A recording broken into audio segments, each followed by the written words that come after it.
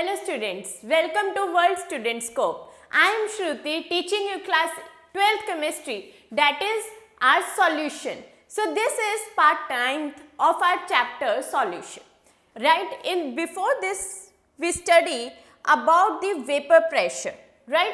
We study about the vapor pressure when solid in liquid and liquid in liquid, then we study about the Raoult's law. Right हमने ये सारा study कर लिया कि Raoult's law क्या कहता है, वेपर प्रेशर क्या कहता है, हेनरीज लॉ क्या कहता है, राउल्ट्स लॉ और हेनरीज लॉ में क्या सिमिलैरिटीज है, क्या डिफरेंसेस है, ये हम अभी तक सारा क्लियर करके चल रहे हैं. So this is the last topic of our this chapter, that is colligative properties. इसमें भी 4 पार्ट्स हैं but the topic is the last one. Okay, so we are going to start colligative properties today.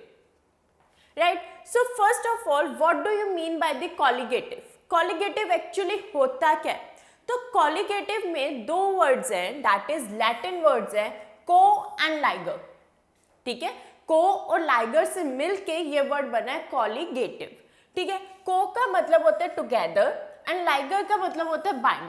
मतलब वो properties जो 2 चीजों को bind मतलब इकट्ठा करने में हेल्प करे उसे हम कहते हैं कॉलिगेटिव प्रॉपर्टीज.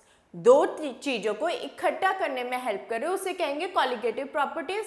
और यू कैन से कि हम इसमें सॉल्यूट और सॉल्वेंट को कंबाइन कर रहे हैं, उनके नंबर ऑफ मोल्स देख रहे हैं, उनकी कॉन्सेंट्रेशन देख रहे हैं, क्योंकि हमने इस पूरे चैप्टर में विद द बिगनिंग हमने कंसेंट्रेशन की बात करी है कि सॉल्युबिलिटी कंसेंट्रेशन पे कैसे डिपेंड करती है, कंसेंट्रेशन हम निकालते कैसे है ना. तो पूरे चैप्टर में हमने कंसेंट्रेशन से रिलेटेड बात करी है. तो कॉलिगेटिव प्रॉपर्टी में भी हम concentration of solute and solvent को लेके चलेंगे.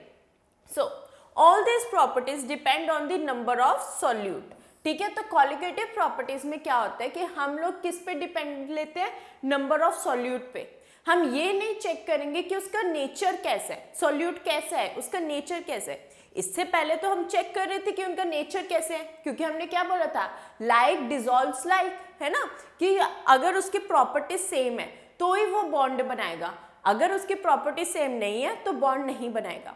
अब हमने उसके सॉल्यूट का नेचर लेके नहीं चलना कि वो किस नेचर के, वो नहीं देखना, हमने नंबर ऑफ सॉल्यूट्स पे देखना.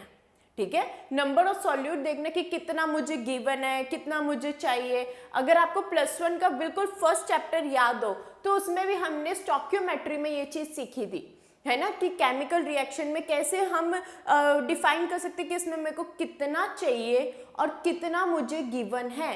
वो रिस्पेक्ट यहाँ पर अब फिर से काम आने वाला है, that is number of solutes मेरे को जितने चाहिए क्या वो मुझे गिवन है या क्या मेरे को लेने पड़ेंगे. राइट, सो कॉलिगेटिव प्रॉपर्टीज में हम नंबर ऑफ सॉल्यूट पार्टिकल्स की बात करेंगे इस रिस्पेक्टिव ऑफ देयर नेचर. उसके नेचर की बात नहीं करेंगे, सॉल्यूट पार्टिकल्स के नेचर की बिल्कुल बात नहीं करेंगे, हम बात करेंगे नंबर ऑफ सॉल्यूट पार्टिकल्स की to the total number of particles present in a solution. मतलब पूरे सॉल्यूशन में कितने सॉल्यूट के पार्टिकल्स प्रेजेंट है, जब हम उसके बारे में बात करेंगे तो हम कॉलिगेटिव प्रॉपर्टीज के बारे में बात करेंगे. Such properties are called colligative properties.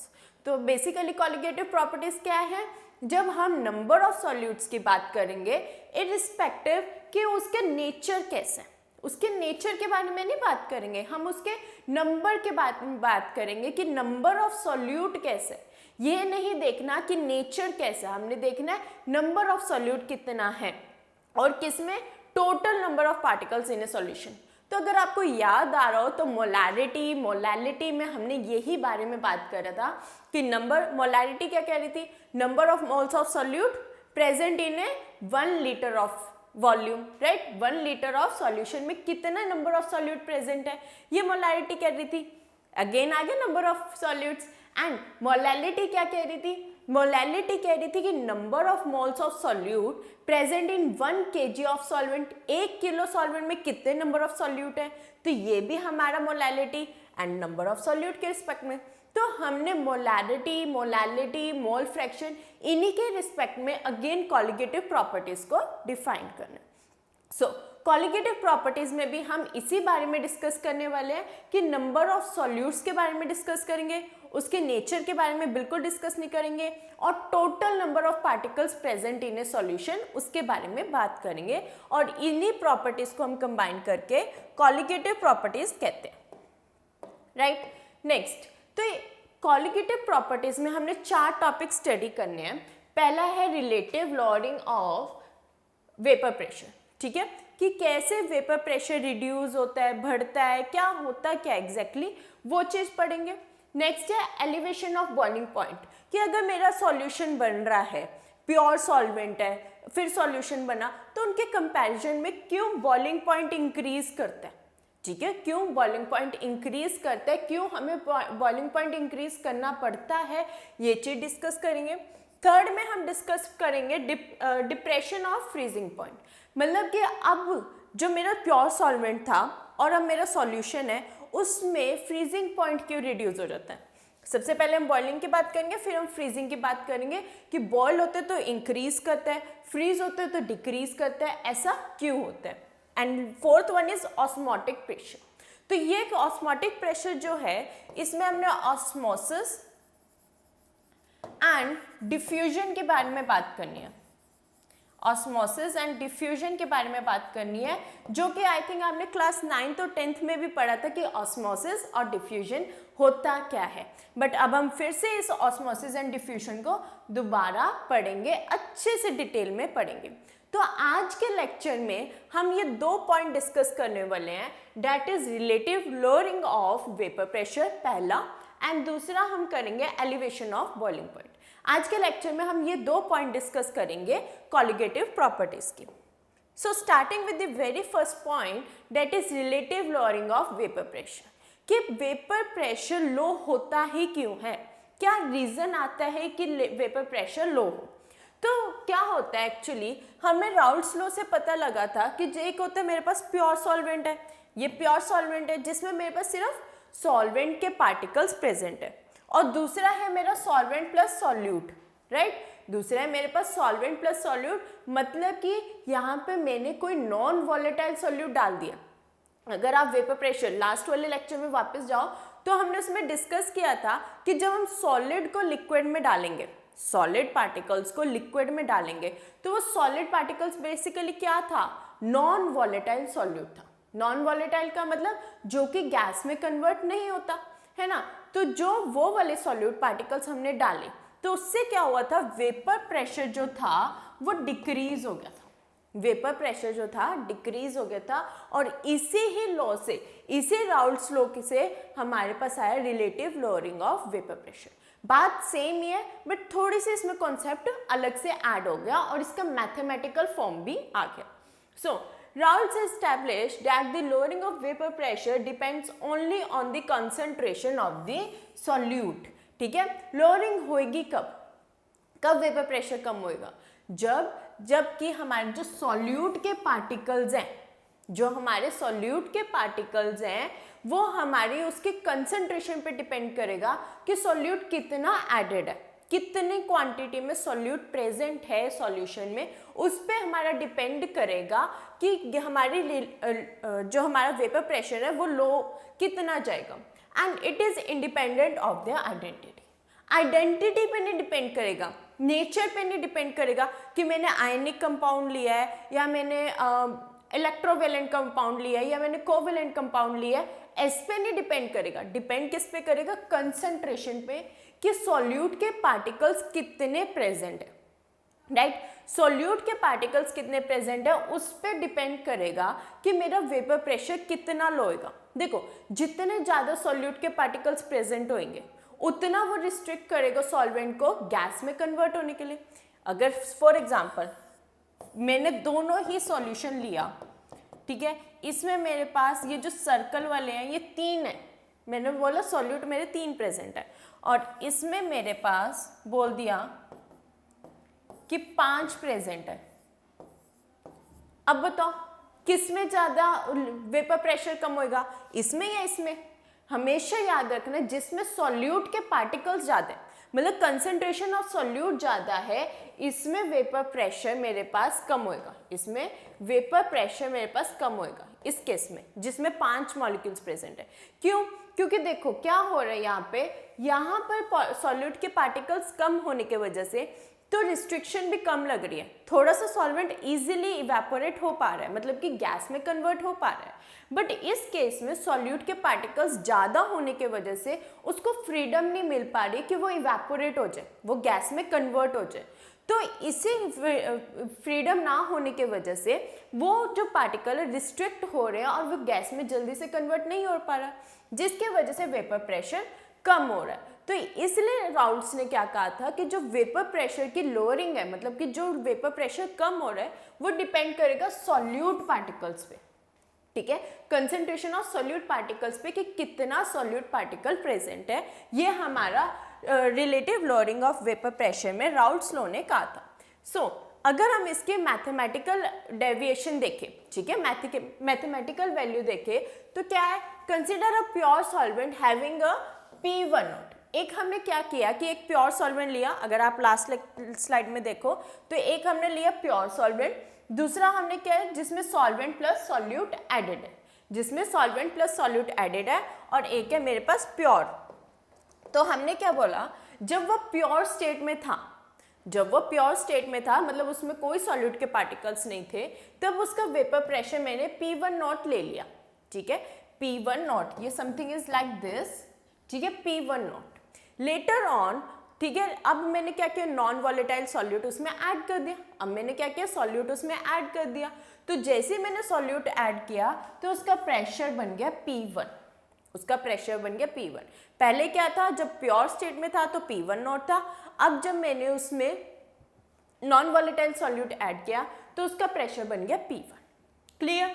तो the reduction of the vapour pressure, अब जो रिड्यूस हो है, मतलब कि अगर मैं सिर्फ सॉल्वेंट, प्योर सॉल्वेंट और इधर सॉल्वेंट प्लस सॉल्यूट वाले के कंपेयर करूं तो इन दोनों में जो डिफरेंस आया, इन दोनों में यहाँ से यहाँ जाते हुए जो वेपर प्रेशर में डिफरेंस आया उसको हम क्या कहेंगे, रिडक्शन ऑफ वेपर प्रेशर, ठीक है, रिडक्शन ऑफ वेपर प्रेशर, और उसको हम डेल्टा P1 से डिनोट करते हैं। 1 क्यों ले रहे हैं, क्योंकि आपको याद होगा मोल फ्रैक्शन के केस में हमने क्या बोला था, हम सॉल्वेंट को 1 से डिनोट करेंगे और सॉल्यूट को 2 से। तो आई थिंक वो आपको क्लियर है बात कि सॉल्वेंट को 1 और सॉल्यूट को 2 लेके हम पूरे लेक्चर में चलेंगे, ठीक है। तो यहाँ पर हमने किसके रिस्पेक्ट में निकाल रहे हैं, सॉल्वेंट के रिस्पेक्ट में निकाल रहे हैं। तो सॉल्वेंट के रिस्पेक्ट में निकालने के लिए हमने लिया 1, ठीक है। तो रिडक्शन है, जब हम रिड्यूस करते हैं, जब हम किसी चीज़ का डिफरेंस निकालते हैं, तो आपको याद होएगा कि हमने +1 से ही स्टार्टिंग से बिल्कुल फर्स्ट लेक्चर से हमने ये लिया हुआ है कि हम उसको डेल्टा से डिनोट करते हैं, है ना। तो वही डेल्टा यहाँ पे आया, तो डेल्टा P1 की वैल्यू क्या हो जाएगी, P1, मतलब पहले तो वेपर प्रेशर हाई था, प्योर सॉल्वेंट के केस में तो वेपर प्रेशर मैक्सिमम था, तो वो -P1 जो रिड्यूस हुआ है, सॉल्यूट डालने के बाद जो वेपर प्रेशर बना है वो प्रेशर, मतलब दोनों को हमने सब्सट्रैक्ट कर दिया। क्लियर इतना? अब हमारे पास राउल्ट्स लॉ ने क्या कहा कि P1 जो होता है उसकी वैल्यू होती है P1 chi1, है ना। राउल्ट्स लॉ ने हमें क्या कहा था कि जो प्रेशर होता है वो किसके बराबर होता है, एक तो प्योर वेपर प्रेशर के इनटू उसके मोल फ्रैक्शन के। तो वो वैल्यू मैंने यहाँ पर पुट कर दी बाय राउल्ट्स लॉ कि P1 की वैल्यू P1 chi1 होती है, तो वो वाली वैल्यू मैंने यहाँ पर पुट कर दी, ठीक है।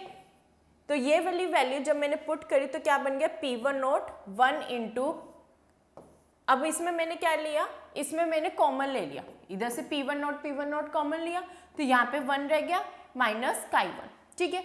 तो ये मेरे पास डेल्टा P1 की वैल्यू आ गई, date is P1 1 minus chi1, ठीक है। सॉल्वेंट के रिस्पेक्ट में कर रहे तो इसलिए हर जगह 1 लेके चल रहे, हमने सॉल्वेंट को 1 लिया, ठीक है। बार बार सॉल्वेंट लिखने से अच्छा उसको 1 रिप्रेजेंट कर दो, ठीक है। अब हमें पता है कि chi2, हमें पता है कि मोल फ्रैक्शन क्या कहते हैं कि chi1 plus chi2 is equals to 1, तो मैं क्या लिख सकती हूँ, chi2 is equals to 1 minus chi1, है ना, ये लिख सकते हैं। तो मैंने क्या बोला कि chi2 की जो वैल्यू होती है वो 1 माइनस chi1 होती है, इसलिए जो 1 माइनस chi1 मेरे पास यहाँ पे ब्रैकेट में बना है उसकी जगह मैं chi2 लिखना पसंद करूँगी। ठीक है, तो मैंने क्या बोला कि मेरी chi2 के रिस्पेक्ट में वैल्यू आ गई। अब आप यहाँ पे ध्यान से देखो कि मैंने chi1 लेके चला था, है ना, मैंने सॉल्वेंट को 1 लेके चला था, लेकिन मोल फ्रैक्शन किसका आ गया, सॉल्यूट का आ गया। मोल फ्रैक्शन किसका आ गया, सॉल्यूट का आ गया। इट मीन्स दैट कि जो मेरा पार्शियल प्रेशर होगा, सॉरी जो मेरा वेपर प्रेशर रिड्यूस होएगा वो किस पे डिपेंड कर रहा है, मोल फ्रैक्शन ऑफ सॉल्यूट पे डिपेंड कर रहा है, ना कि मोल फ्रैक्शन ऑफ सॉल्वेंट के। बिल्कुल ध्यान से देखो यहाँ पे ये बात कि जो मोल फ्रैक्शन 2 पे मतलब सॉल्यूट पे डिपेंड कर रहा है, ना कि उसके सॉल्वेंट पे। ठीक है, तो जो रिडक्शन होगी वो मेरे सॉल्यूट के कंसंट्रेशन पे डिपेंड करेगी, और यही मेरा राउल्ट्स लॉ ने कहा था, है ना, यही राउल्ट्स लॉ ने कहा था कि उसके कंसंट्रेशन ऑफ सॉल्यूट पार्टिकल्स पे होगी डिपेंडेंस, और यहीं पे भी मेरा यही आया है कि मेरा कंसंट्रेशन ऑफ सॉल्यूट पार्टिकल्स पे डिपेंडेंस आ रही है। ठीक है, तो एक बार और देख लो कि क्या डेरिवेशन कह रहे हैं कि मेरे पास पहले delta P1 naught is equals to P1 naught minus P1 naught हमने आगे क्यों लिया, क्योंकि प्योर जो होता है हमारा प्योर सॉल्वेंट के केस में जो हमारी वैल्यू होती है वेपर प्रेशर की वो हाई होती है, इसलिए प्योर सॉल्वेंट के केस को पहले लिया और बाद में जब मैंने सॉल्यूट और सॉल्वेंट ऐड कर दिया उसकी वैल्यू ली। ठीक है, अब मेरे को पता है P1 की वैल्यू क्या होती है, P1 की वैल्यू होती है राउल्ट्स लॉ के हेल्प से P1 नॉट chi1। ठीक है, P1 नॉट chi1 होती है। अब इधर से मैंने सिंपल मैथमेटिक्स लगाई कि P1 नॉट किसके बराबर होता है, 1 माइनस chi1 के, 1 माइनस chi1 के बराबर होता है। ठीक है, तो 1 माइनस chi1 की जगह मैंने क्या वैल्यू पुट करी, chi2। ठीक है, मेरे को पता है मोल फ्रैक्शन के केस में क्या कहता है कि chi1 plus chi2 is equals to 1। Mole fraction ये कहते हैं कि पूरे सॉल्यूशन का मोल फ्रैक्शन हमेशा 1 आता है, इसलिए chi1 प्लस chi2 1 होता है, और इधर से मैंने chi2 क्या हो गया फिर 1 माइनस chi1, इसलिए मैंने यहाँ पे 1 माइनस chi2 को पुट कर दिया। तो यहाँ पर मैंने देखा कि जो मेरे पास डेल्टा P1 नोट आया है वो जो होएगा वो मेरा chi2 पे डिपेंड करेगा, मतलब कंसंट्रेशन ऑफ सॉल्यूट पार्टिकल्स पे डिपेंड करेगा, सॉल्वेंट पे नहीं डिपेंड कर रहा। ठीक है, in a solution containing several non volatile solute. अभी तक तो हम देखो हम बाइनरी सॉल्यूशंस की बात कर रहे हैं, है ना, हमने किसकी बात करी है, बाइनरी सॉल्यूशंस की बात करी है, जिसमें सिर्फ सॉल्वेंट और सॉल्यूट ही पार्टिकल्स प्रेजेंट होंगे। बट सपोज करो बहुत सारे नॉन सॉल्यूट पार्टिकल्स आ जाते हैं, बहुत सारे नॉन वॉलेटाइल सॉल्यूट पार्टिकल्स आ जाते हैं, तो क्या होगा, the lowering of vapour pressure depends on the sum of mole fraction of different solute particles. तो जो डिफरेंट सॉल्यूट पार्टिकल्स होंगे, फॉर एग्जांपल कोई होगा मेरे पास एक N2A, ए क्या ले लिया मैंने, कोई एक A कंपाउंड है, ठीक है, कोई B कंपाउंड है, कोई C कंपाउंड है, तो ऐसे जो डिफरेंट होंगे उन सब के मोल फ्रैक्शंस को हम ऐड कर देंगे और उधर से हम वैल्यू निकालेंगे। बट आपको जनरली मैं आपको क्लियर कर दूं, आपके सिलेबस में अभी बाइनरी सॉल्यूशंस के बारे में ही डिस्कस करेंगे। जब हमारे पास बाइनरी सॉल्यूशंस की बात की जाएगी वो ही डिस्कस होएगा, बट स्टिल आपको पता होना चाहिए कि अगर मेरे पास 2 या 2 से ज़्यादा कंपाउंड्स सॉल्यूट्स गिवन हो, 2 या 2 से ज़्यादा सॉल्यूट्स गिवन हो, तो मैंने उसके सारे मोल फ्रैक्शन लेके उनको ऐड कर देना, और सबके मोल फ्रैक्शन अलग अलग निकाले और सबको ऐड कर दिया, राइट। तो ऐसे निकालने, बट आपको जनरली बाइनरी सॉल्यूशन के ही रिस्पेक्ट में क्वेश्चन आएगा। क्लियर। तो हमने क्या लिया, अभी इस बात को नेग्लेक्ट करके चलते हैं, ठीक है। तो बेसिकली वो क्या कह रहा है कि जो मेरी डेल्टा P1 नोट की वैल्यू आई है वो मेरे पास chi2 P1 के रिस्पेक्ट में आई है, मतलब डिपेंडेंस किस पे आ गई, कंसेंट्रेशन ऑफ सॉल्यूट पार्टिकल्स पे आ गई। अब देखो डेल्टा P1, अब मैंने क्या किया, मैंने सपोज किया इन दोनों को P1 नोट से मैं डिवाइड कर दूं, ठीक है, P1 नोट से डिवाइड कर दूं। जब मैंने दोनों वैल्यू को P1 नोट से डिवाइड किया तो मेरे देखो यहाँ पर मैंने बिल्कुल स्टार्टिंग में ये वैल्यू लेके चल रही थी कि डेल्टा P1 जो होता है वो P1 नोट माइनस P1 के बराबर होता है। डेल्टा P1 नोट जो होता है वो P1 नोट माइनस P1 के बराबर होते हैं, वही वैल्यू मैंने यहाँ पुट करी जो कि chi2 के रिस्पेक्ट में आंसर आया, ठीक है। So the expression is called relative lowering of vapor pressure and is equal to the mole fraction of solute. तो वो क्या कह रहा है कि ये जो मेरी वैल्यू है वो डिपेंडेंस किस पे आ रही है, मोल फ्रैक्शन ऑफ सॉल्यूट पे आ रही है irrespective of the mole fraction of solvent. यही हमारा राउल्ट्स लॉ कह रहा था कि जो हमारी वैल्यू आएगी वो कंसंट्रेशन ऑफ सॉल्यूट पार्टिकल्स पे डिपेंड करेगी, सॉल्वेंट पे नहीं डिपेंड करेगी, और उसकी आइडेंटिटी पे भी नहीं डिपेंड करेगी कि किस टाइप का वो कंपाउंड है, उस पर नहीं डिपेंड करेगा। डिपेंड करेगा किस पे, कि हमारा मोल फ्रैक्शन सॉल्यूट के पार्टिकल्स पे। इससे डिपेंडेंस क्या आती है कि जो हमारा कंसंट्रेशन है मोल ऑफ सॉल्यूट, ठीक है, उस पर डिपेंडेंस आ जाती है। हमारे पास क्या होता है कि जो P1 की वैल्यू है, मतलब कि जो हमारा रिलेटिव जो हमारे पास लोअरिंग हो रही है वेपर प्रेशर की, वो किस पे डिपेंडेंस आ गई, मोल फ्रैक्शन पे ऑफ सॉल्यूट पार्टिकल्स के, सॉल्वेंट पे नहीं, सॉल्यूट पार्टिकल्स के ऊपर डिपेंडेंस आ गई। Also the above equation can be written as this. तो अब हमें पता है कि जो काई होती है हमारे पास, मोल फ्रैक्शन जो होता है वो किसके रिस्पेक्ट में होता है, number of moles of solute divided by total number of particles present in a solution, है ना। कि मोल फ्रैक्शन किस पे डिपेंड करते हैं कि कितने नंबर ऑफ सॉल्यूट प्रेजेंट हैं divided by n1 plus n2, right, कि कितना सॉल्यूट प्रेजेंट है पूरे सॉल्यूशन के अंदर, वो होता है हमारे पास chi2 की वैल्यू, मोल फ्रैक्शन की वैल्यू। तो वो वैल्यू मैंने यहाँ पुट कर दी, ठीक है। ये हमने लास्ट लेक्चर में देखा था ना कि ये वाली इक्वेशन आ गई, ये chi2 के बराबर था। अब इसी को ही मैंने इसमें वैल्यू पुट कर दी, ठीक है। जैसे ही मैंने वैल्यू पुट करी तो वो क्या कह रहा है कि जो n1 है वो number of moles of solvent है, ये तो हमने पढ़ा ही है कि n1 जो है वो number of moles of solvent है, और जो n2 है वो number of moles of solute है। n2 है number of moles of solute और n1 जो है वो number of moles of solvent है, ठीक है। अब हमने क्या कंसीडर करना है, एक डाइल्यूट सॉल्यूशन को कंसीडर करना है। Dilute solution, dilute solution, dilute solution क्या कह रहा है, बेसिकली जिस सॉल्यूशन में जो मेरा सॉल्वेंट होता है वो 90% होता है और जो सॉल्यूट होता है वो मेरा 10% होता है। मतलब कि बहुत सारे सॉल्यूशन में, बहुत सारे सॉल्वेंट में थोड़ा सा सॉल्यूट प्रेजेंट होता है, उसे हम डाइल्यूट सॉल्यूशन कहते हैं। फॉर एग्जाम्पल, मैंने एक बड़ी सी बकेट ली पानी की और उसमें 2 चम्मच मैंने नमक डाल दिया, तो कितनी बड़ी बकेट में इतने सारे पानी में थोड़ा सा सॉल्यूट प्रेजेंट है, उसी को ही हम कहते हैं डाइल्यूट सॉल्यूशन। तो डाइल्यूट सॉल्यूशन बेसिकली क्या होता है, जिसमें बहुत सारे पार्टिकल, बहुत सारे सॉल्वेंट में थोड़ा सा सॉल्यूट प्रेजेंट हो, तो वो हमारा डाइल्यूट सॉल्यूशन है। तो डाइल्यूट सॉल्यूशन में क्या हुआ, मतलब नंबर ऑफ सॉल्यूट के पार्टिकल्स, सॉल्यूट के पार्टिकल्स बहुत ज़्यादा कम है सॉल्वेंट के पार्टिकल से, मतलब n1 बहुत ज़्यादा है और n2 बहुत कम है। तो क्या हुआ यहाँ पे कि जो सॉल्यूट के पार्टिकल्स हैं वो ज़्यादा प्रेजेंट है, सॉरी कम प्रेजेंट है देन सॉल्वेंट के पार्टिकल्स से, ठीक है। सॉल्वेंट बहुत ज़्यादा है, सॉल्यूट के पार्टिकल्स कम है, तो मतलब सॉल्यूट जो है वो बहुत कम प्रेजेंट है। इसलिए हम क्या कर सकते हैं, अगर 100 में से अगर मैं बोलूँ 10 पार्टिकल्स हैं तो मैं उसको थोड़ा निगलेक्ट करके चल सकती हूँ, है ना। तो फिर इसलिए हमने नेगलेक्ट कर दिया n2 को।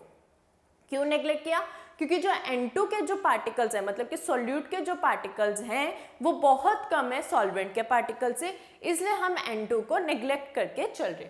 तो जैसे मैंने n2 को डिनोमिनेटर से, इस डिनोमिनेटर से हटा दिया तो मेरे पास क्या आ गया, n2/n1 आ गया, n2/n1 आ गया, मतलब कि number of moles of solute present in number of moles of solvent, ठीक है। मैंने क्या यहाँ पे बना लिया, number of moles of solute और number of moles of solvent के केस ले लिया, क्योंकि n1 की वैल्यू बहुत ज़्यादा है कंपेरेटिवली n2 के, इसलिए हमने ये रिस्पेक्ट लिया।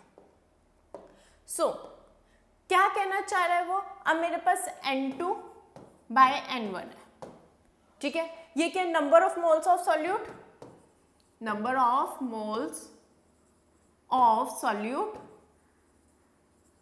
और नीचे क्या है, number of moles of solvent, number of moles of solvent. ये अब हमने 11th क्लास में ये पढ़ा था इवनली, प्रीवियस लेक्चर में ही हमने पढ़ा था कि हम number of moles of solute या सॉल्वेंट कैसे निकालते हैं, नंबर ऑफ मोल्स कैसे निकालते हैं? गिवन मास अपॉन में molar mass, right? Given mass upon molar mass. तो मैंने गिवन मास को W से डिनोट कर दिया और मोलर मास को मैंने M से डिनोट कर दिया, ठीक है? गिवन मास को मैंने W ले लिया और मोलर मास को M ले लिया। तो यहाँ पे देखो, अगर N2 का केस है, अगर N2 का केस है मतलब number of moles of solute का केस है, तो क्या आएगा? W2 divided by M2। और अगर N1 मतलब कि सॉल्वेंट का केस है, तो क्या आएगा? W1 अपॉन में M1, राइट? ये आ जाएगा। मतलब कि मैंने क्या बोला कि नंबर ऑफ मोल्स जो होते हैं वो कैसे निकालते हैं? गिवन मास, जो भी मतलब क्वेश्चन में हमें मास दिया हुआ होता है वो divided by molar mass. Given mass को मैं W लेके चल रही हूँ, मोलर मास को मैंने M ले लिया, ठीक है? तो अगर मेरे पास सॉल्यूट का केस है तो given mass of solute divided by molar mass of solute. अगर मेरे पास सॉल्वेंट का केस है तो given mass of solvent divided by molar mass of solvent. तो यही वैल्यू जब मैंने यहाँ पुट करी तो ये सारा रेसिप्रोकल हो गया और यहाँ पे क्या वैल्यू आ रही है कि मेरे पास W2 इंटू M1 मतलब कि given mass of solute into molar mass of solvent, और नीचे क्या आ गया? Given mass of solvent into molar mass of solute. ये आ गया हमारे पास। तो ये मेरे पास फाइनल एक्सप्रेशन बन गई। बट आपको ये एक्सप्रेशन याद करनी है तो कर सकते हो। नीट जेई मेंस में अगर इसके बेस पे क्वेश्चन आता है तो आप डायरेक्टली ये फॉर्मूला लगाओ और आंसर निकालो। बट अगर आपको ये नहीं याद आता है तो आपको मेन जो है ये वाला पॉइंट याद करना बहुत ज़रूरी है, ठीक है? मेन जो है आपके लिए ये वाला बहुत ज़रूरी है, ठीक है? स्पेशली कि P1 जो डेल्टा P1 होता है वो सबसे पहले P1 नॉट माइनस P1 के बराबर होता है। एक तो ये चीज़, और दूसरा कि मेरे पास जो ये हमारे पास एक्सप्रेशन आता है that is delta P1 divided by P1 naught का जो एक्सप्रेशन होता है वो chi2 के बराबर होता है, ठीक है? अगर आपको ये दो पॉइंट्स भी याद है तो बाकी का आई थिंक आप खुद कर सकते हो, क्योंकि आपको ये याद है कि हमने इधर N2 को नेग्लेक्ट करके चलना है ना?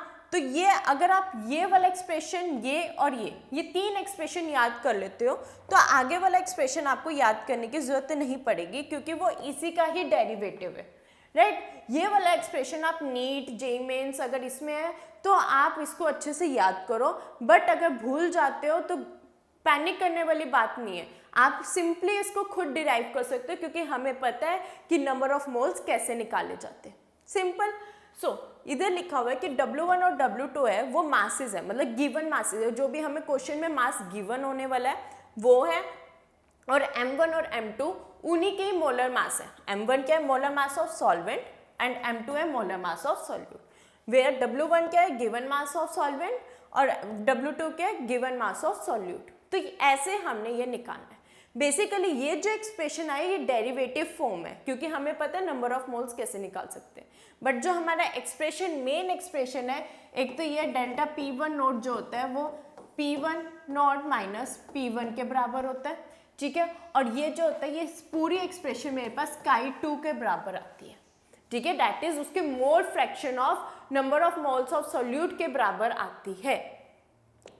ये है हमारा mathematical expression of vapour pressure. इतना था हमारा mathematical expression of vapour pressure. I hope आपको क्लियर हो गया होगा कि जो लोअरिंग ऑफ वेपर प्रेशर है वो कैसे होता है। सबसे पहले वो डिपेंड करते हैं मोल्स ऑफ सॉल्यूट पे, ठीक है? Number of moles of solute पे, क्योंकि जितने ज़्यादा सॉल्यूट प्रेजेंट होगा उतना वो रिस्ट्रिक्ट करेगा सॉल्वेंट को गैस में कन्वर्ट होने के लिए। और अगर वो गैस में कन्वर्ट नहीं होने दे रहा उसे, राइट, अगर वो उसे गैस में कन्वर्ट नहीं होने दे रहा तो मेरा वेपर प्रेशर लो होता चला जाएगा, ठीक है? मेरा वेपर प्रेशर लो होता जाएगा, इसी वजह से लोअरिंग ऑफ वेपर प्रेशर होती है। तो किस पे डिपेंड करेगा? Concentration of moles of solute पे, ठीक है? उसी वैल्यू को हमने लेके उसका मैथमेटिकल एक्सप्रेशन निकाला कि जो मेरा P1 नॉट आता है, जो मतलब रिलेटिव हमारे पास लोअरिंग ऑफ वेपर प्रेशर होते हैं, वो chi2 पे डिपेंड करता है, that is mole fraction of solute particles पे डिपेंड करेगा। Now next is calculate the mass of non volatile solute. अब हम इसके बेस पे एक न्यूमेरिकल कर लेते हैं कि वो क्या कह रहे हैं कि एक हमें मास निकालना है नॉन वॉलेटाइल सॉल्यूट का। मास निकालना है नॉन वॉलेटाइल सॉल्यूट का, मतलब क्या कह रहा है वो कि मेरे को गिवन मास नहीं पता, कि जब मैं परफॉर्म कर रहा था एक्सपेरिमेंट तो मुझे गिवन मास नहीं दिया हुआ, बट उसका मोलर मास दिया हुआ है कि 40 ग्राम पर मोल है, 40 ग्राम पर मोल है, उसका मोलर मास दे दिया, डैट इज क्या दे दिया हमें, M2 की वैल्यू दे दी 40 ग्राम पर मोल, 40 ग्राम पर mole, which should be dissolve in 114 octane. ठीक है, अब हमारे पास सॉल्वेंट क्या है, ऑक्टेन है, ये मेरे पास सॉल्वेंट है। ये जो है ना, ये हमारा ऑर्गेनिक कंपाउंड है, जब हम ऑर्गेनिक केमिस्ट्री शुरू करेंगे तो इस कंपाउंड के बारे में बिल्कुल डिस्कस करेंगे। ठीक है, तो ये हमारे पास क्या है, अभी आप समझ लो कि जो मेरा ऑक्टेन है वो सॉल्वेंट है और वो मेरे को दिया हुआ है 114 ग्राम, मतलब कि ये क्या है, W1 की वैल्यू, मतलब given mass of solvent W1 की वैल्यू दी हुई है to reduce its vapour pressure to 80%। अब उसने क्या बोला कि जो वेपर प्रेशर है मेरा रिड्यूस होके 80% रह गया। इधर से देखो मेरे पास वैल्यू क्या थी, डेल्टा पी, ये डेल्टा पी की वैल्यू आ गई कि जो वो 80% जो है वो रिड्यूस हो गया P1 नोट के, है ना, P1 नोट के 80% कम हो गया। तो बेसिकली वो क्या बोल रहा है कि जब मैं ये सॉल्यूशन बना रहा था कि मेरे को याद नहीं है कि मेरे पास क्या मास था, ठीक है, ये मेरे को याद नहीं है, मेरे को वही निकालना है जब मेरे को पता है कि जो मेरा कंपाउंड था उसका मोलर मास था 40 ग्राम पर मोल और मैंने 114 ग्राम ऑफ ऑक्टेन में उसको डिसॉल्व किया था और जो मेरा वेपर प्रेशर रिड्यूस हुआ था वो 80% रिड्यूस हुआ था, उसे मेरे को ये वैल्यू दी है। अब इधर से हम वैल्यूज निकालेंगे। So let initial vapour pressure is P1 naught, हमने यही लेके चल रहे हैं कि जो मेरा इनिशियल वेपर प्रेशर है उसको मैंने P1 नोट ले लिया, तो फाइनल वेपर प्रेशर क्या होएगा, उसका 80% कम, उसका जो सॉल्यूशन मेरा बना उसे बोला ना 80% रिड्यूस हो गया, तो 80% कम बना, तो ये मेरे पास 80% ऑफ P नॉट, मतलब 80/100 वो हो गया 0.80। ठीक है, ये आ गया मेरे पास फाइनल वेपर प्रेशर, मतलब P1 की वैल्यू आ गई, ये मेरे पास P1 की वैल्यू आ गई। अब मैंने क्या किया, मेरे को पता है कि मेरे को delta P1 divided by P1 not निकालना है। ठीक है, तो मैंने P1 नॉट से उसको डिवाइड किया, डेल्टा P1 की वैल्यू होती है P1 not minus P1 divided by P1 not, क्योंकि हम पूरे फ्रैक्शन को P1 नॉट से डिवाइड करके चल रहे हैं, जो कि काई 2 के बराबर आती है, मोल फ्रैक्शन के बराबर आती है। तो मैंने P1 नॉट को तो एज इट इज रखा, P1 की वैल्यू पुट कर दी P1 naught into 0.80 divided by P1 naught, right. तो जब मैंने वैल्यूज पुट करी ऑब्वियसली 1 माइनस 0.80 हो गया, that comes out to be 0.2। ठीक है, वो वैल्यू पुट करी, यहाँ से P1 नॉट और P1 नॉट कैंसिल हो गया और comes out to be 0.2 mole fraction of solute, मतलब कि यहाँ पे मेरे पास काई 2 की वैल्यू आ गई कि मेरे पास मोल फ्रैक्शन ऑफ सॉल्यूट क्या है। अब मुझे निकालना क्या था, मास ऑफ सॉल्यूट, कि गिवन मास ऑफ सॉल्यूट निकालना था, मेरे पास अब आ गया मोल फ्रैक्शन आ गया, राइट।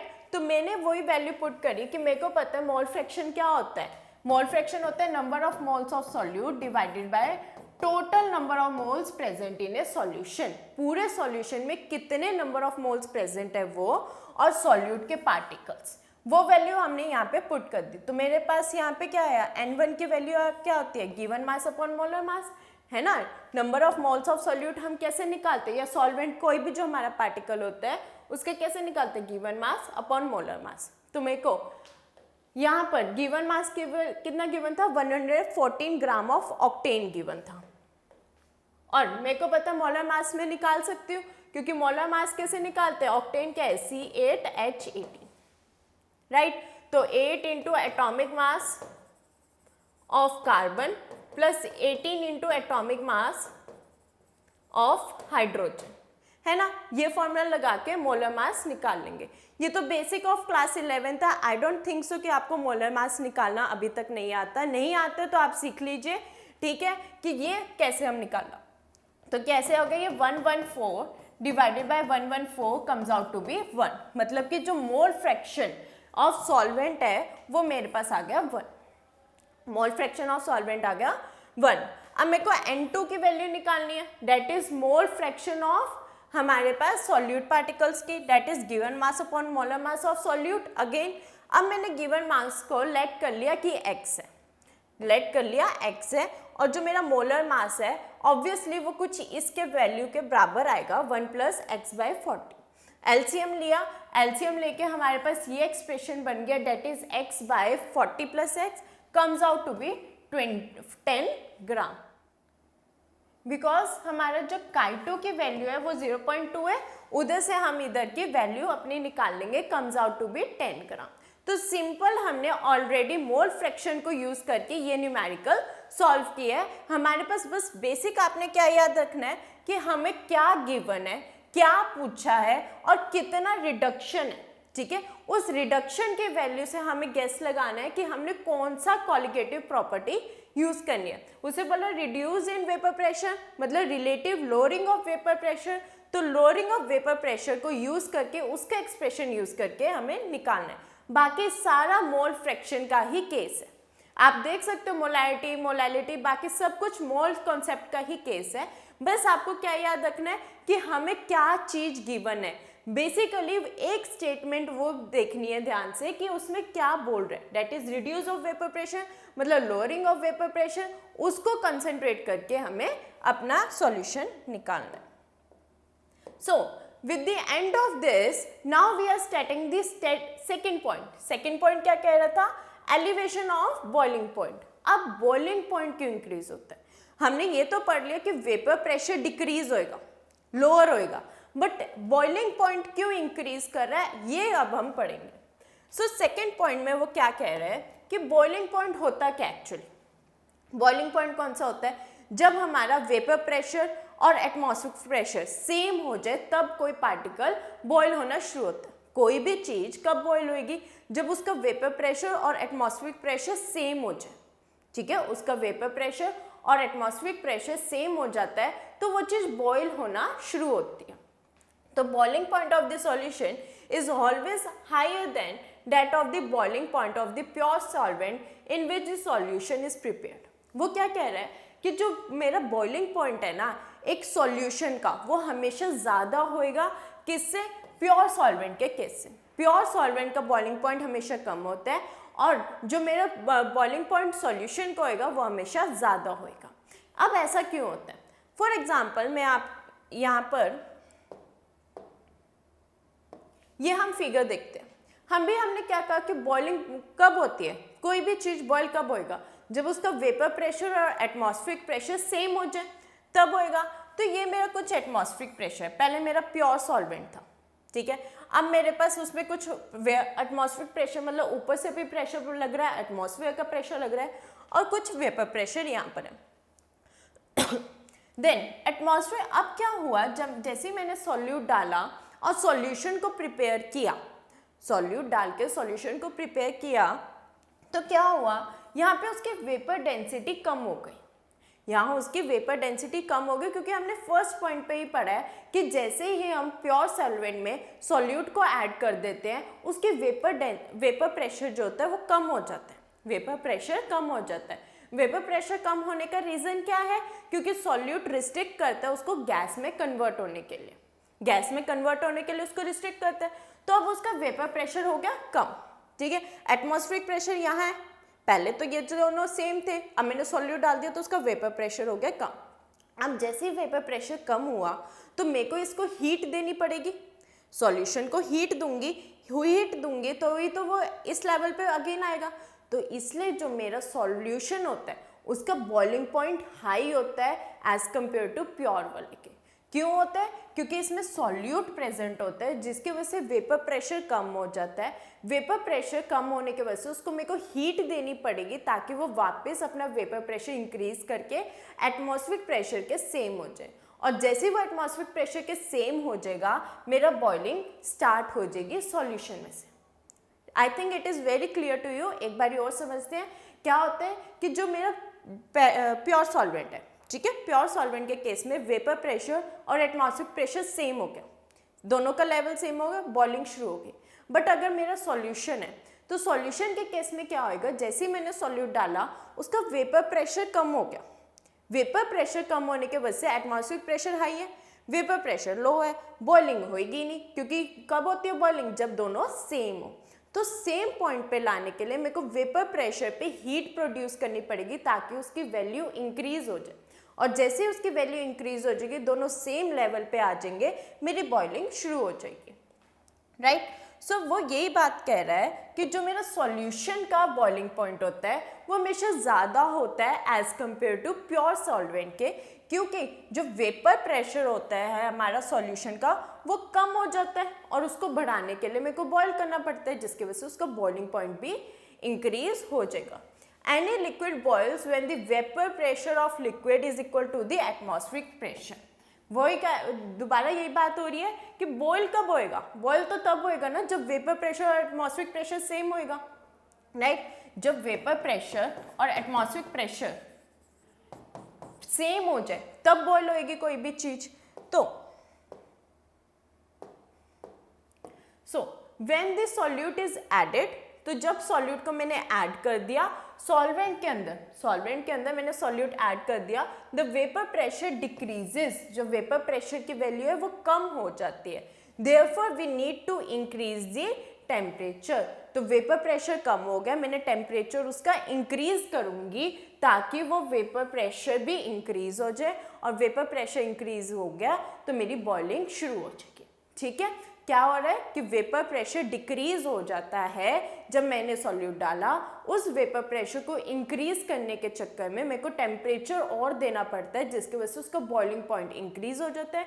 इसलिए कहा जाता है कि जो बॉइलिंग पॉइंट है, बॉइलिंग पॉइंट ऑफ सॉल्यूशन वो हमेशा ज्यादा होता है बॉइलिंग पॉइंट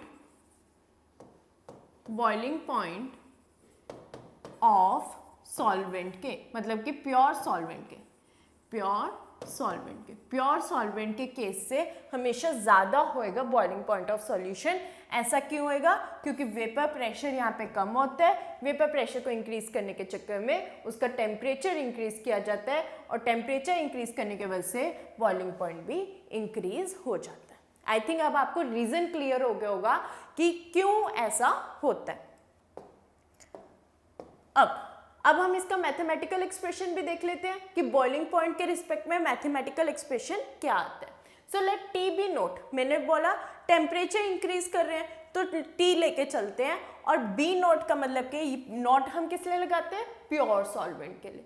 जब भी हम प्योरिटी की बात करते हैं हम नोट लगा देते हैं, और बॉइलिंग के लिए बात कर रहे हैं, बॉइलिंग की बात कर रहे हैं तो मैंने बी ले लिया, ठीक है। तो T B naught be the boiling point of pure solvent. जब मेरा प्योर था, जब उसको मैंने सॉल्यूट नहीं डाला था, बिल्कुल प्योरिटी थी, उस टाइम मैंने इसकी वैल्यू ले ली टी बी नॉट। और जैसे ही इसका बॉइलिंग पॉइंट मतलब कि इंक्रीज किया, मतलब मैंने सॉल्यूशन बना दिया, तो मैंने वैल्यू क्या ले ली? टी बी ले ली, मतलब टेम्परेचर और उसका बॉइलिंग पॉइंट। मतलब कि अब मैंने सॉल्यूशन लिया तो सॉल्यूशन के केस में बॉइलिंग पॉइंट मैंने टी बी लिया, और जब प्योर सॉल्वेंट था तो टी बी नॉट लिया। फिर अब उसके इंक्रीज कैसे आएगा? अगेन डिफरेंस की बात होगी, तो इंक्रीज कौन देगा? T B, delta T B, ठीक है। डिफरेंस जब भी हम लगाते हैं तो डेल्टा यूज करते हैं, डेल्टा टी बी। अब बड़ा कौन है? सॉल्यूशन का केस बड़ा है, क्योंकि सॉल्यूशन के केस में टेम्परेचर ज्यादा होता है, तो इसलिए बड़ा भी वो है। तो ये मैंने वैल्यू यहाँ पुट करी, minus of T B naught, ठीक है।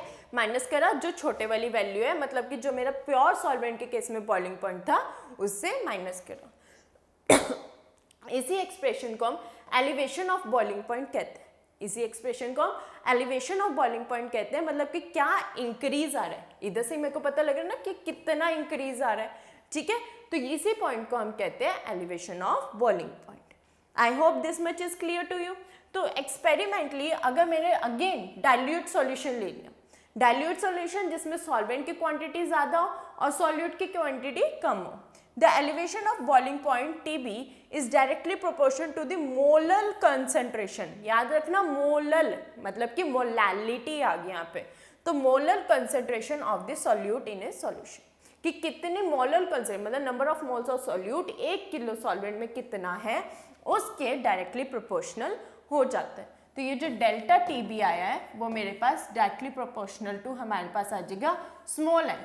स्मॉल एम से ही हम मोलैलिटी डिनोट करते थे, तो स्मॉल m के रिस्पेक्ट में वो डायरेक्टली प्रोपोर्शनल आ गया। अब प्रोपोर्शनैलिटी में तो कोई चीज़ छोड़ते नहीं है, तो प्रोपोर्शनैलिटी हटाने के लिए हमने क्या लिया, के बी लिया।